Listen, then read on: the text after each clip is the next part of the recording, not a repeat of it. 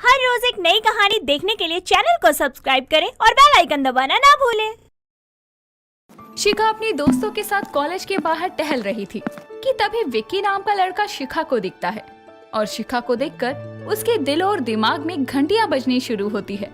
विक्की शिखा का रास्ता रोकते हुए शिखा से कहता है, हे जानेमन, तुम्हारा नाम क्या है? क्या मैं तुम्हारा नाम जान सकता हूँ? क्यों? मैं तुम्हें अपना नाम क्यों बताऊं? कौन हो तुम?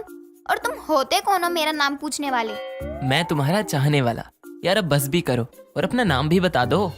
शिखा उसकी बातों को नजरअंदाज करते हुए आगे की तरफ जाती है कि तभी विक्की उसका हाथ पकड़कर उसे खींचकर अपनी बाहों में भर लेता है।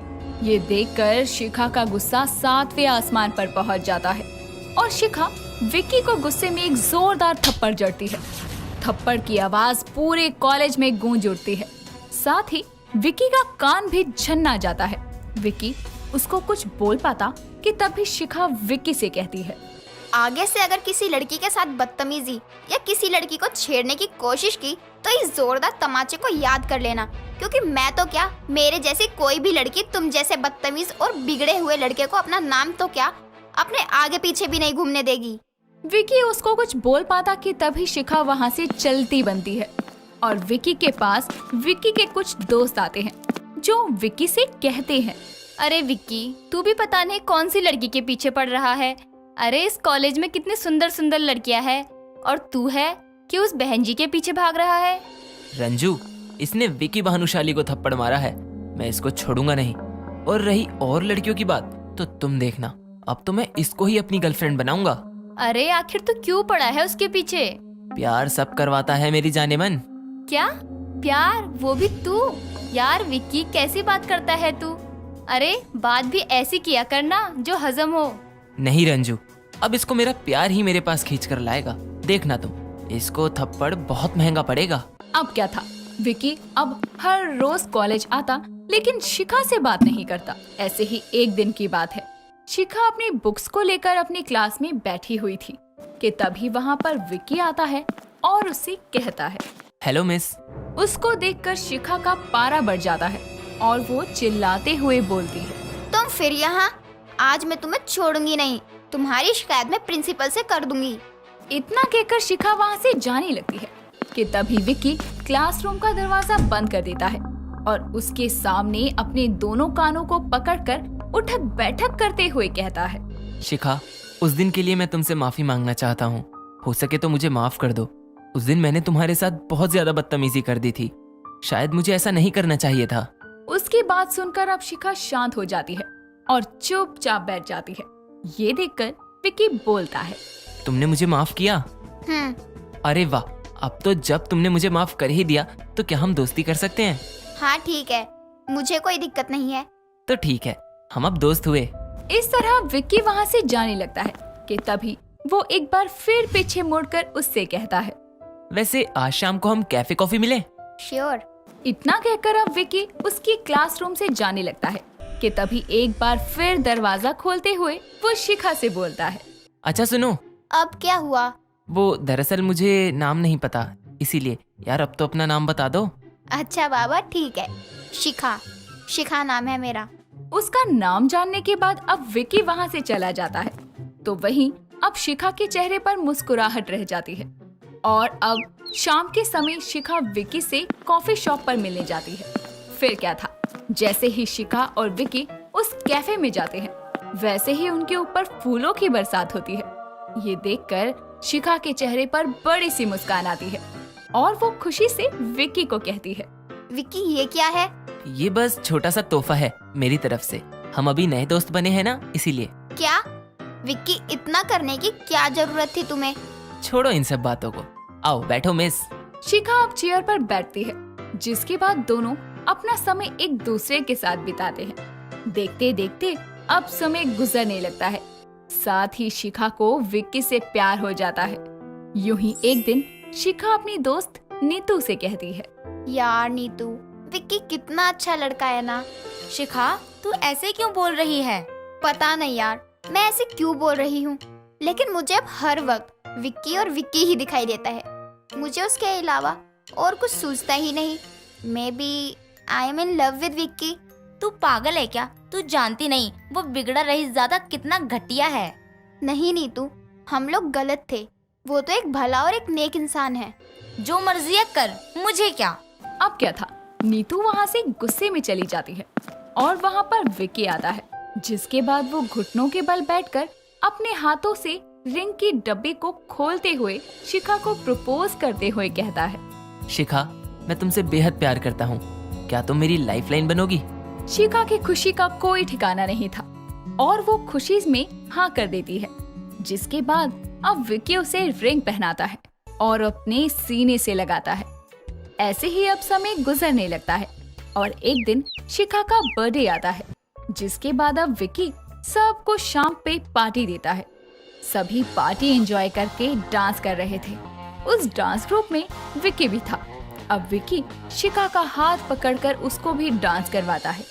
डांस के दौरान विकी शिखा के हाथों को अपने हाथों से सहलाता है और उसके कंधे पर अपना चेहरा रखता है।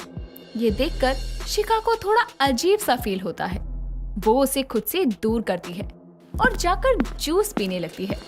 जैसे ही वो जूस पीती है, वैसे ही उसे चक्कर आते हैं और उसको देखकर विकी उसे अपनी गोद में उठाकर बेडरूम में ले जाता है और उसके करीब आने लगता है।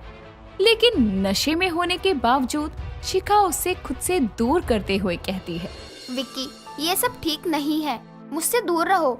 शिखा विक्की से ये सब कुछ बोल रही थी, लेकिन विक्की उसकी एक नहीं सुनता और उसके करीब आ जाता है। वो रात मानो शिखा के ऊपर कहर बरसाने वाली थी। एक तरफ तो शिखा के नाम से पार्टी हो रही थी, तो वहीं दूसरी तरफ शिखा की वो रात उसके लिए काफी भयंकर थी। कुछ समय बाद विक्की शिखा के बहुत करीब आ जाता है और शिखा भी अब विक्की को नहीं रोकती। ऐसे ही अब सुबह होती है, जहाँ शिखा खुद को विक्की के साथ एक बिस्तर पर पाती है और ये देखकर शिखा खुद से कहती है, हे भगवान, ये मैंने क्या कर दिया? विक्की, ये क्या किया तुमने? क्या शिखा, आजकल ये नॉर्मल है यार।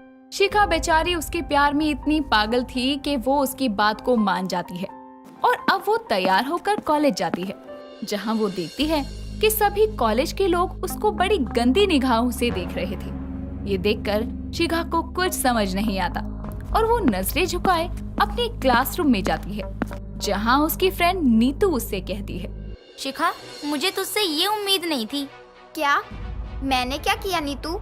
नीतू अब अपने फोन में विक्की के साथ खींची हुई फोटो उसे दिखाती है, जहाँ वो देखती है कि विक्की ने उसके कंधे पर अपना चेहरा रखा है। ये देखकर शिखा को बहुत गुस्सा आता है और वो तुरंत विक्की के पास जाती है। Vicky, how dare you?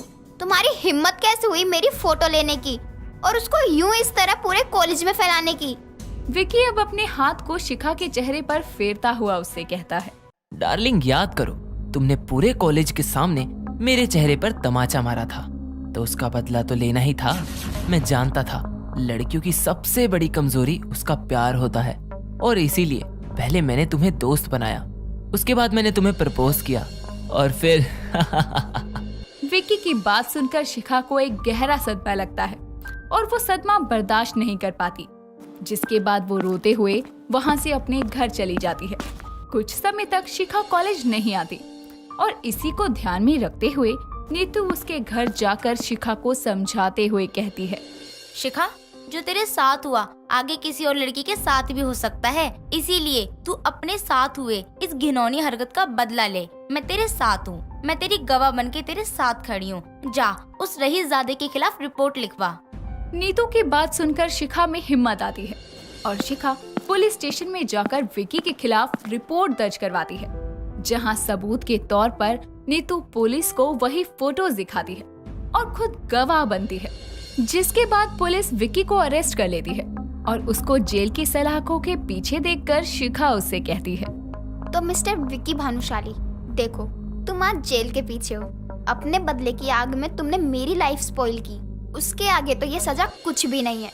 सोचो, अगर मेरी जगह तुम्हारी बहन होती तो क्या तब भी तुम अपनी बहन को यही कहते कि तेरे साथ जो हुआ सही हुआ? विक्की उसकी बात का कोई जवाब नहीं देता और अपनी गर्दन झुकाए खड़ा रहता है। कुछ समय बाद विक्की को इस घिनौनी हरकत की सजा मिलती है, पूरी 7 साल की। मुआवजे के तौर पर उसे शिखा को 15 लाख रुपए देने पड़ते हैं और इस तरह अब शिखा लड़कियों के लिए एक मिसाल बनती है और एक बार फिर वो गर्व से सर उठाकर कॉलेज आना शुरू करती है और अपनी लाइफ में आगे बढ़ती है। समस्तीपुर की रहने वाली तानिया फटे हाल से कपड़े पहने अपनी पड़ोसन अंजलि के यहाँ जाती है और कहती है, अरे अंजलि जल्दी से टीवी चालू कर, आज तो सुहागरात वाला सीन आने वाला है नाटक में। हाँ कर रही हूँ, तू तब तक बोरी बिछा बैठने के लिए।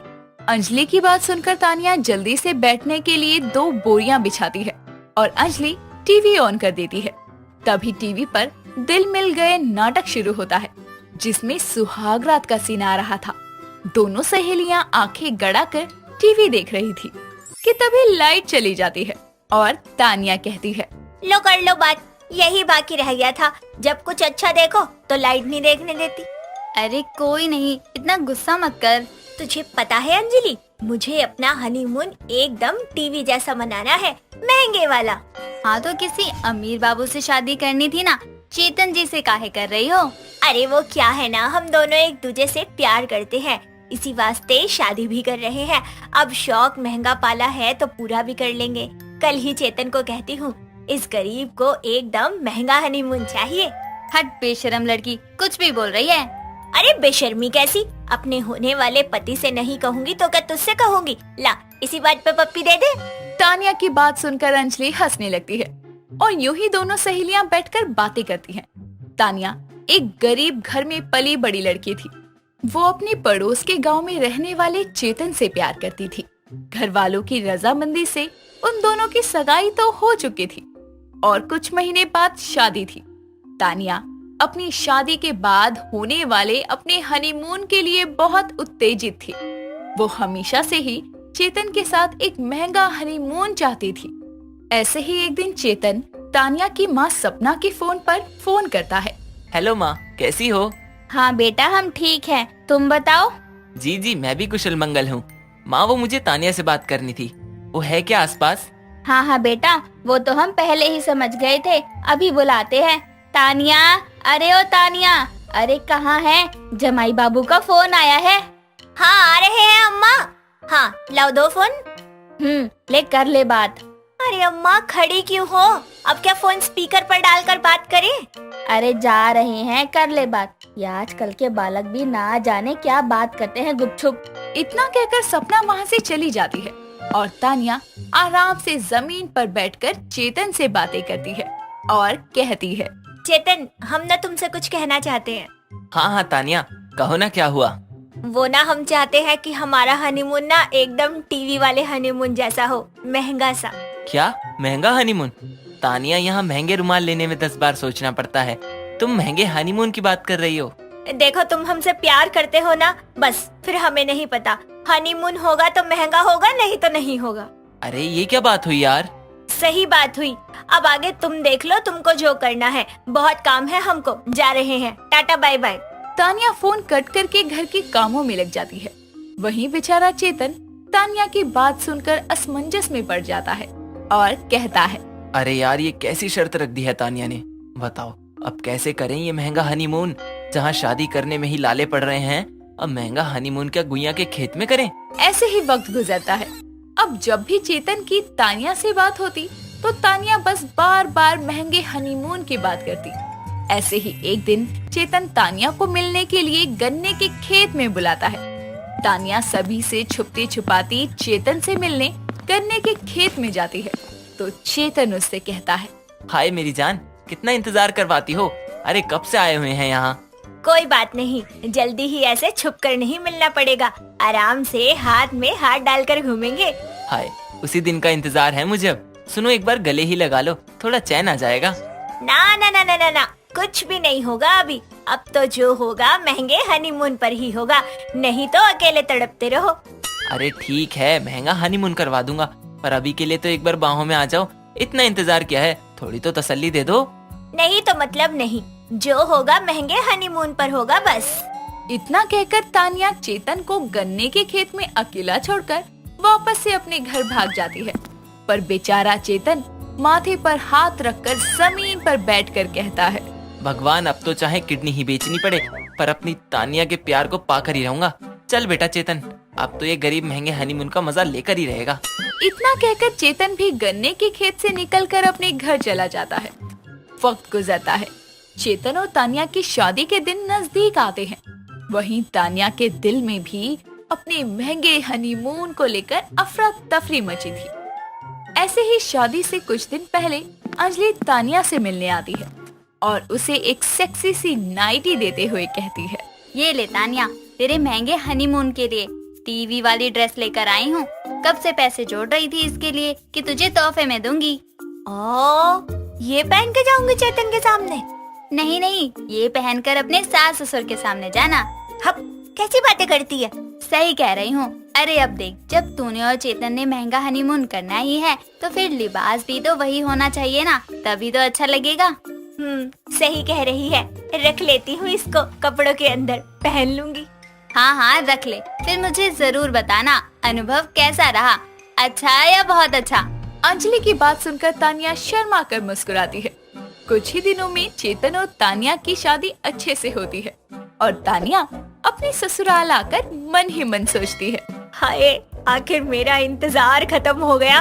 अब कुछ रस्मों के बाद मेरा और चेतन का हनीमून होगा। नहीं, महंगा हनीमून होगा। हाय, मुझसे तो रुका ही नहीं जा रहा है। सबको नींद की गोली देके सुला दूं क्या? नहीं, ये तो ज्यादा हो जाएगा। जहाँ इतना इंतजार किया वहाँ थोड़ा और सही। ऐसे ही सोचते सोचते तानिया अपने ससुराल में इधर उधर देखती रहती है।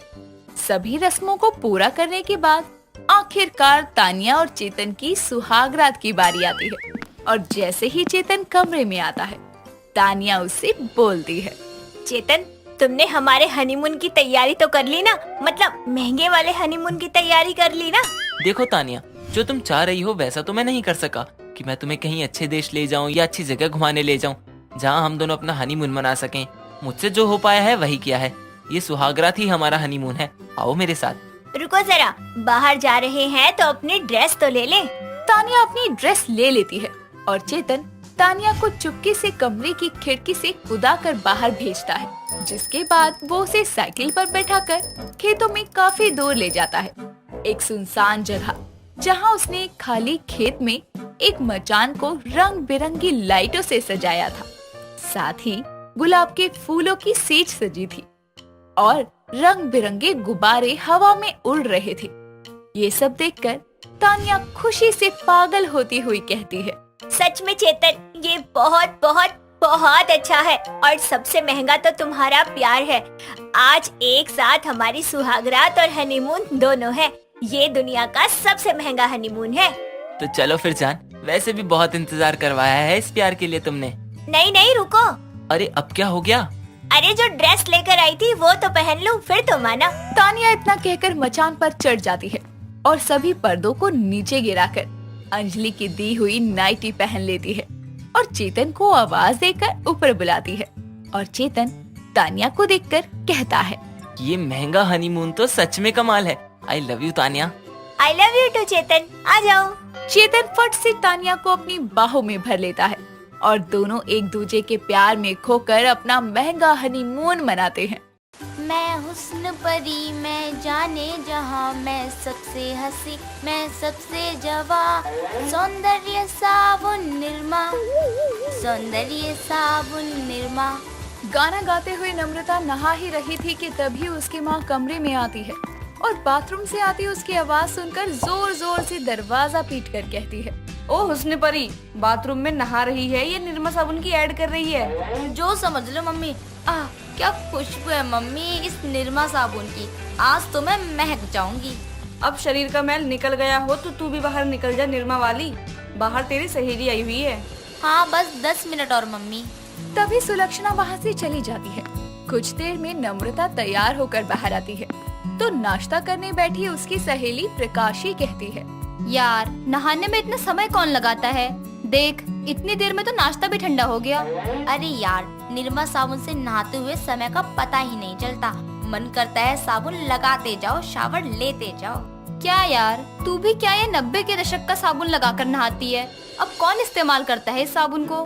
ये भी कहाँ करती थी। वो तो इस महीने बचत के चक्कर में मैंने सस्ता निरमा वॉशिंग पाउडर ले लिया, तो उसके साथ में निरमा साबुन की टिकिया फ्री मिल गई। बस तब से घिसे ही जा रही है। बताओ, फ्री के निरमा साबुन के भी इतने गुण गाए जा रही है। चुप कर। और मम्मी, सारा नाश्ता क्या इसे ही कराओगी? कुछ मुझे भी दे दो। हाँ तो ले लेना, मैं कौन सा प्लेट पकड़ कर बैठी हूँ। दोनों नाश्ता करके कॉलेज के लिए निकल जाती है। नम्रता ने जब से निरमा साबुन से नहाना शुरू किया था, वो खुद को खिला खिला महसूस करती थी। लेकिन आज के जमाने में जहाँ इतने नए और खुशबूदार नहाने के साबुन आते हैं, उसके बाद भी नम्रता निरमा साबुन से ही नहाती थी। ये जानकर सभी की हंसी छूट जाया करती थी। तो आइए कुछ समय पीछे चलकर जानते हैं कि आखिर क्यों नम्रता नहाने के लिए निरमा साबुन का इस्तेमाल किया करती है। एक रोज नम्रता बाथरूम से नहाकर खुद को खुजाती हुई आती है और अपनी माँ से कहती है, मम्मी, ये कैसा नया नहाने वाला साबुन लाई हो? देखना, इससे नहाने से कैसी रूखी सी त्वचा हो गई है मेरी, खराश और आने लगी। कौन सा नया साबुन? मैं तो कोई नया साबुन नहीं लाई। अच्छा, तू वो नीले साबुन की टिकिया के बारे में तो नहीं बोल रही? हाँ, बाथरूम में वहीं पड़ी थी, बस तो उसी से नहा लिया मैंने। हाय दैया, अरे वो नहाने वाला नहीं, कपड़े धोने वाला साबुन था पगली। क्या? कपड़े धोने वाला साबुन? मम्मी, आपने कपड़े धोने वाले साबुन से मेरे शरीर धुलवा दिया। बताना चाहिए था ना। अरे तुझे पूछना चाहिए था ना। नहाने वाला साबुन तो कल ही खत्म हो गया था। आज राशन लेने जाऊंगी तो ला दूंगी।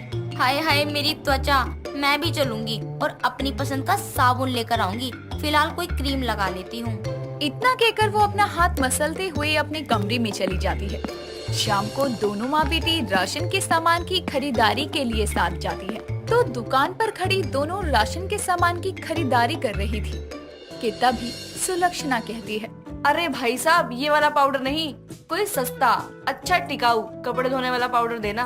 हाँ बहन जी, अभी देते हैं। ये लीजिए, सस्ता टिकाऊ निरमा वॉशिंग पाउडर, एकदम दूध से धुलाई देता है कपड़ों में। और तो और इसके साथ नहाने वाला निरमा साबुन भी मुफ्त आ रहा है। ऐसा है तो यही 2 पैकेट दे दीजिए। मम्मी, पर ये तो बहुत पुराना साबुन है, इससे नहाऊंगी क्या मैं? कोई लक्स वक्स ले लो ना।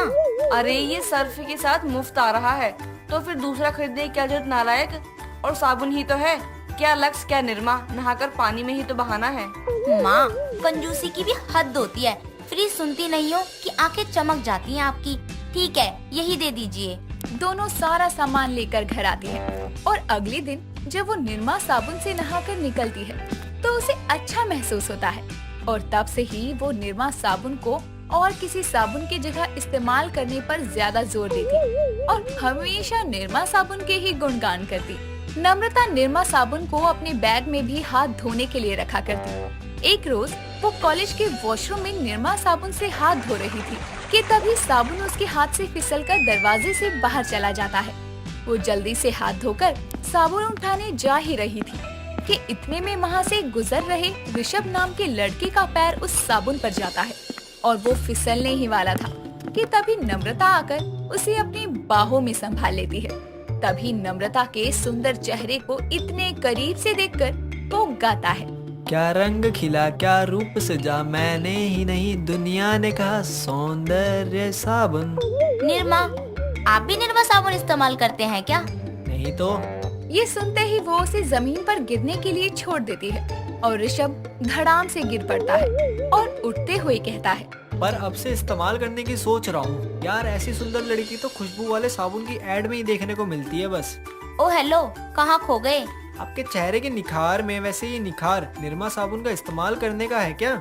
और नहीं तो क्या, तुम्हें क्या लग रहा है ये मेकअप की परत है? नेचुरल ब्यूटी है निरमा की। खैर, वैसे मेरा साबुन बर्बाद हो गया, कोई नहीं, दूसरा खरीद लूंगी। आप कहे तो मैं दिलवा देता हूँ। ये हुई ना बात। वैसे भी उस पर फिसले तो आप ही दे, फिर ठीक है। जिसके बाद दोनों पास की दुकान पर जाते हैं जहाँ से ऋषभ उसे निरमा साबुन खरीद कर देता है और नम्रता वहाँ से चली जाती है। तभी प्रकाशी उसके पास आकर कहती है, क्या बात है ऋषभ, आजकल तुम लड़कियों को सर्फ साबुन की शॉपिंग करवा रहे हो? यार तेरी सहेली कितनी डाउन टू अर्थ है। मतलब लड़कियां लड़कों से क्या क्या खर्च नहीं करवाती, कितने महंगे गिफ्ट मंगवाती है, और इसने सिर्फ मेरे से निरमा साबुन पर पैसे खर्च करवाए। मैं तो फिदा हो गया इस पे यार। यार कहाँ से आते हैं ऐसे लोग। वैसे मेरी निरमा वाली दोस्त से ये तेरी पहली मुलाकात थी और तेरी बताई बात सुनकर मुझे ऐसा लगता है कि तुम दोनों का रिश्ता ना बहुत अजीब गरीब होने वाला है। अच्छा, पर वो कैसे? क्योंकि वो नमूनी और अजीब है और तू ठहरा खानदानी गरीब, तो हो गया ना दोनों का अजीब और गरीब का रिश्ता। बहुत बकवास जोक था। अच्छा, उसका नंबर देना। ऋषभ प्रकाशी से नम्रता का नंबर ले लेता है, जिसके बाद वो उससे चैट पर बातें किया करता। समय बीत। तेरे ही काम आएगा। क्यों? ये तेरी नम्रता को दे दियो, इसके काम आएगा। नहीं आंटी, मैं तो निरमा साबुन यूज करती हूँ। निरमा? अच्छा, वो पाउडर वाला ना, जिसकी एड एकदम मस्त आती थी। क्या थी वो? हाँ, दूध सी सफेदी निरमा से आए, रंगीन कपड़ा भी खिल खिल जाए, सबकी पसंद निरमा। हाय दये, निरमा का नाम सुनते ही सबके अंदर का प्रचारक क्यों जाग उठता है? अरे आंटी थम जाओ, आप वॉशिंग पाउडर की बात कर रही हो और मैं निरमा नहाने वाले साबुन की। उसकी तो ये वाली है, तुम हुस्न परी। ए निरमा ब्यूटी, बस कर। और रचना बहन, हमको कोई साबुन नहीं चाहिए। पहले ही मैं इस निरमा साबुन और निरमा साबुन से नहाने वाली से परेशान हूँ। अभी तुम जाओ। अरे, जब तू मेरा लाया हुआ साबुन नहीं ले रही है।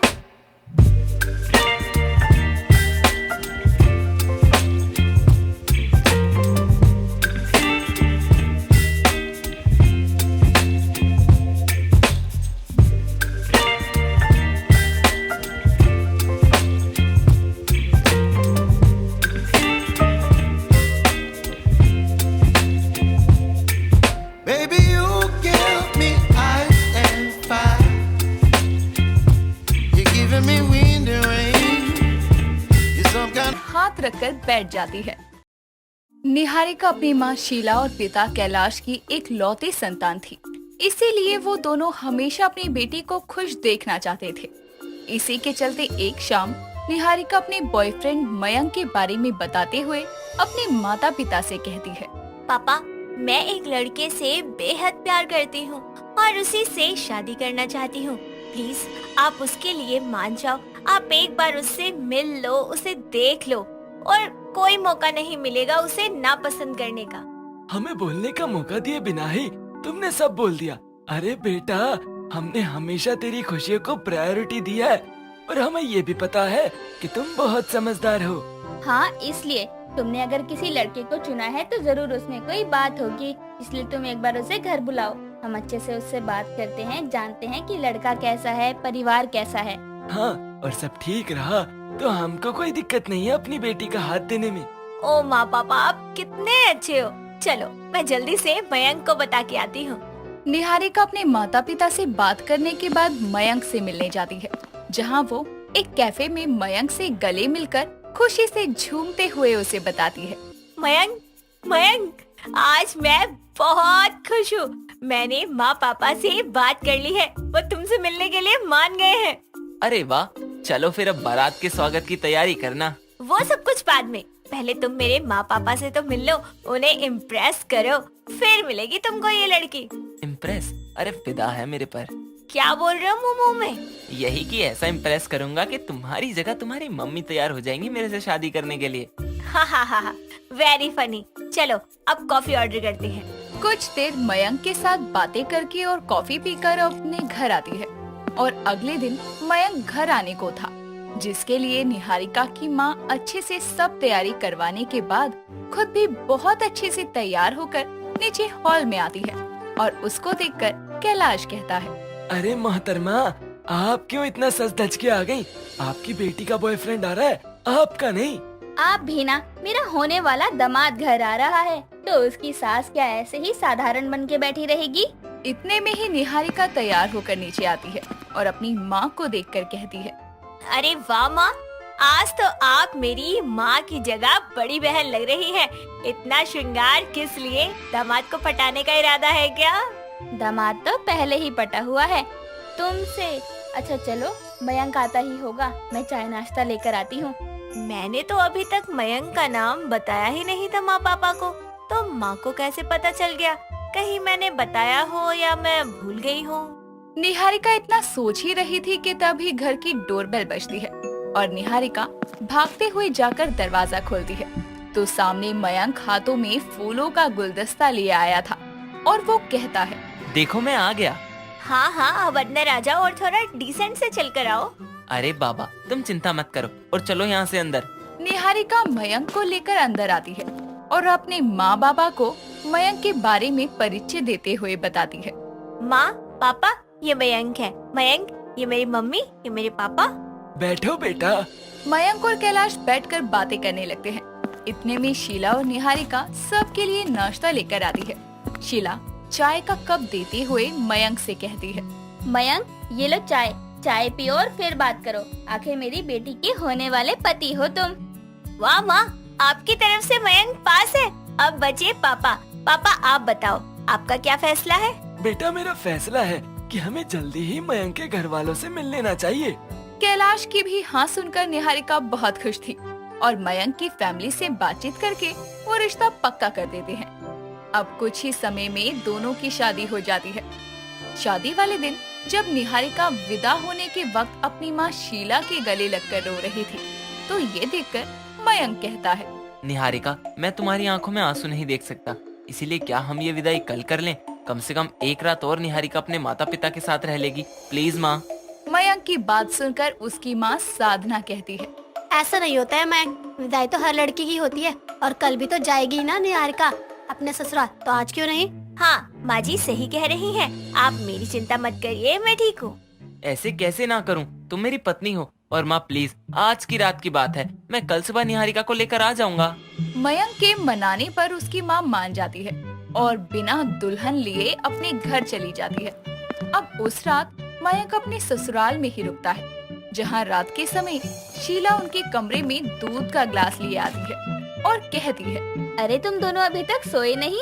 मम्मी जी, आप नहीं आई थी तो हम कैसे सो जाते? मेरा मतलब आज मैंने निहारिका को आपके साथ रहने के लिए ही यहीं रोका है, तो इसीलिए आज आप इसके साथ सो जाओ। मैं आपके कमरे में पापा के साथ सो जाता हूँ। अच्छा दामाद जी, आपका दिल तो बहुत बड़ा है।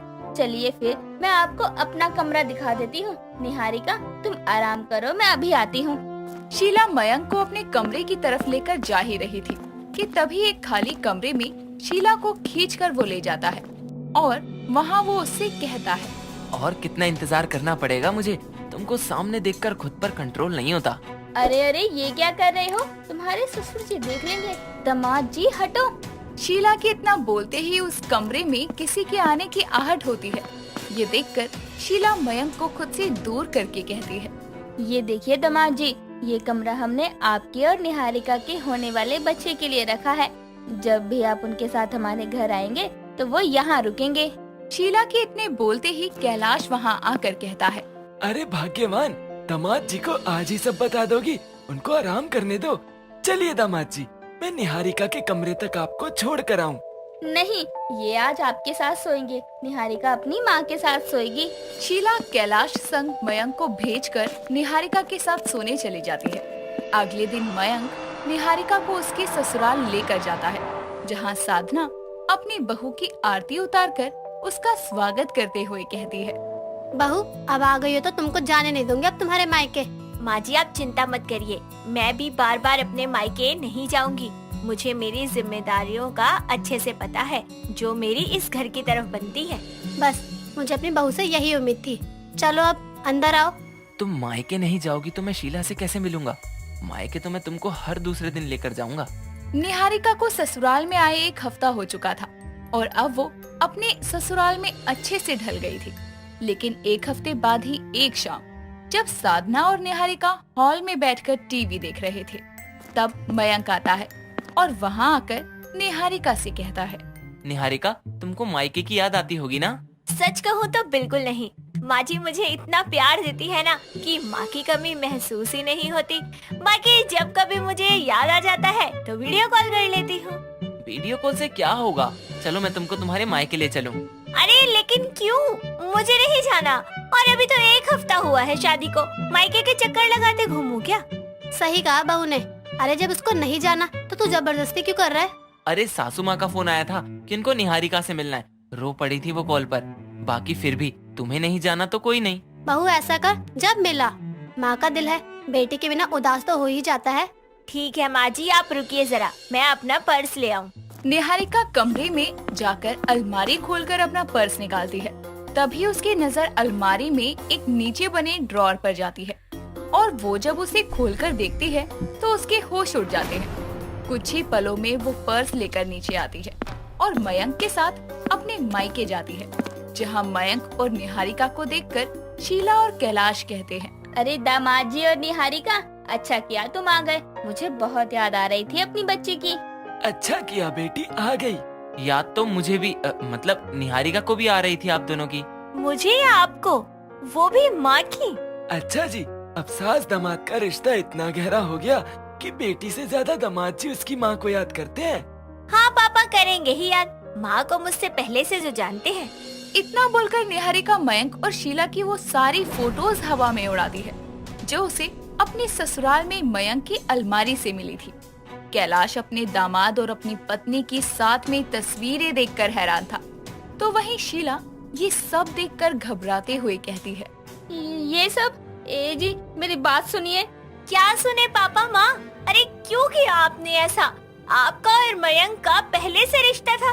आपने पापा को तो धोखा दिया ही दिया, साथ ही अपनी सगी बेटी को भी नहीं छोड़ा।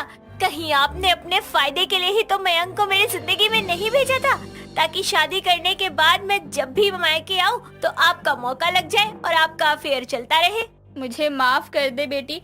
मयंक से जब मैं मिली तो मुझे पता नहीं चला कि कब मुझे उससे प्यार हो गया, और उसको अपने पास रखने के लिए मैंने उसे तुम्हारे पीछे लगाया ताकि तुम दोनों की शादी हो, तो उसके बाद भी ये मेरे करीब रहे। लेकिन इस चक्कर में मैं ये भूल गई कि मैंने अपनी ही बेटी को अपनी अय्याशी के लिए इस्तेमाल कर लिया। इतना बड़ा धोखा! निकल जाओ मेरी जिंदगी और इस घर से। और ये घटिया लड़का जिसने मेरी बेटी की जिंदगी बर्बाद करी, तुम दोनों को तो मैं छोड़ूंगा नहीं।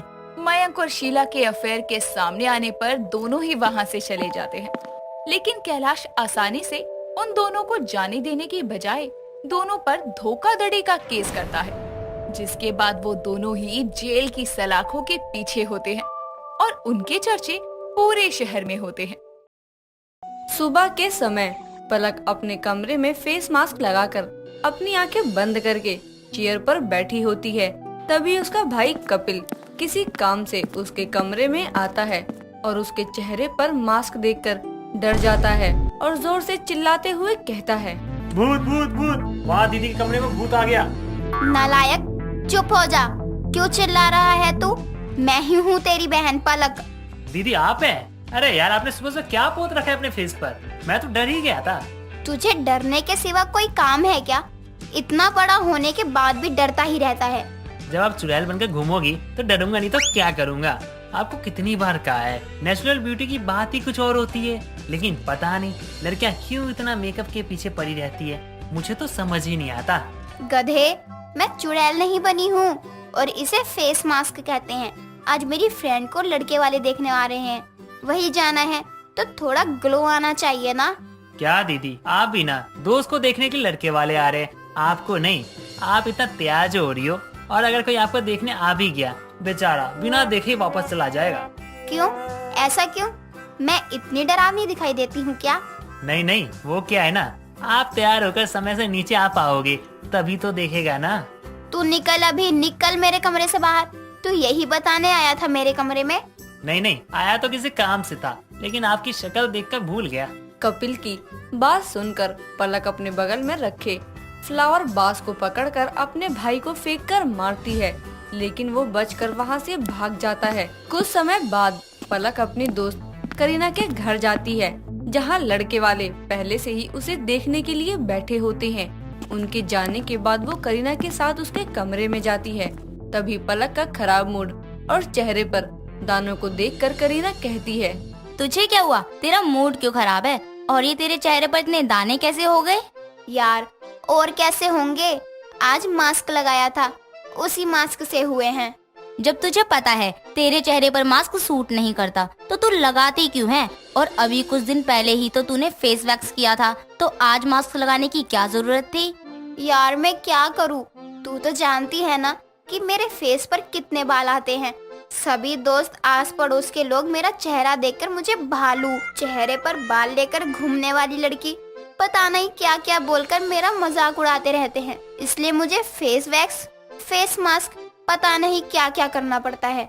मुझे लगता है तूने अभी कुछ दिन पहले ही फेस वैक्स किया था और आज फेस मास्क लगा लिया, इसलिए तुझे ये दाने निकल आए हैं। अब कुछ दिन कुछ यूज मत करियो जब तक तेरा फेस बिल्कुल ठीक ना हो जाए। लेकिन यार तू तो जानती है ना कि मैं ज्यादा दिन बिना फेस वैक्स करवाए नहीं रह सकती हूँ। मेरे फेस पर बहुत बाल आते हैं यार। कोई बात नहीं, कुछ दिन मत करवाइयो, कहने दे जिसे जो कहना है, वरना अगर ये दाने और ज्यादा हो गए तो शक्ल भी देखने लायक नहीं बचेगी। ओके यार, कोशिश करती हूँ। कुछ समय बाद पलक अपने घर चली जाती है और घर पहुंचने के बाद जैसे ही उसकी माँ पलक की दानों भरी शक्ल देखती है, उसे गुस्सा करते हुए कहती है, हे भगवान, इस लड़की ने अपनी शक्ल की क्या हालत बना रखी है। फेस वैक्स करवा करवा के कितनी बार कहा है तुझे इतना फेस वैक्स मत करवाया कर। और कपिल बता रहा था आज सुबह भी तू कुछ पोत रही थी शक्ल पर।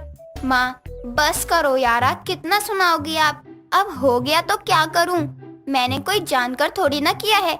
आगे से ध्यान रखूंगी। आप लोगों को क्या पता फेस पर इतने बालों के चलते मेरा बाहर कितना मजाक उड़ाते हैं। अच्छा, उस टाइम मजाक उड़ाते हैं, अब जो तूने अपनी शक्ल का हाल बना रखा है उस पर लोग तेरी तारीफ करेंगे क्या। कितनी बार कहा है कुछ मत किया कर फेस पर, लेकिन तुझे तो समझ ही नहीं आता है। अपनी माँ की बात सुनकर वो गुस्से में अपने कमरे में चली जाती है। पलक अपने फेस के बालों के चलते आए दिन फेस वैक्स करवा करवा कर बहुत परेशान हो गई थी। फिर भी ऐसे ही समय बीतता है और समय के साथ पलक की शादी एक दीपक नाम के लड़के से हो जाती है और वो शादी करके अपने ससुराल पहुंच जाती है। ऐसे ही थोड़ा समय और बीतता है। तभी एक रोज सुबह के समय पलक अपने कमरे में आती है और देखती है उसका पति दीपक ट्रिमर से शेविंग कर रहा होता है, जिसे देखकर वो उसके पास आकर कहती है, आप आज घर में ही शेविंग कर रहे हैं? आप तो ज्यादातर मसाज शेविंग बाहर से ही करवाते हैं।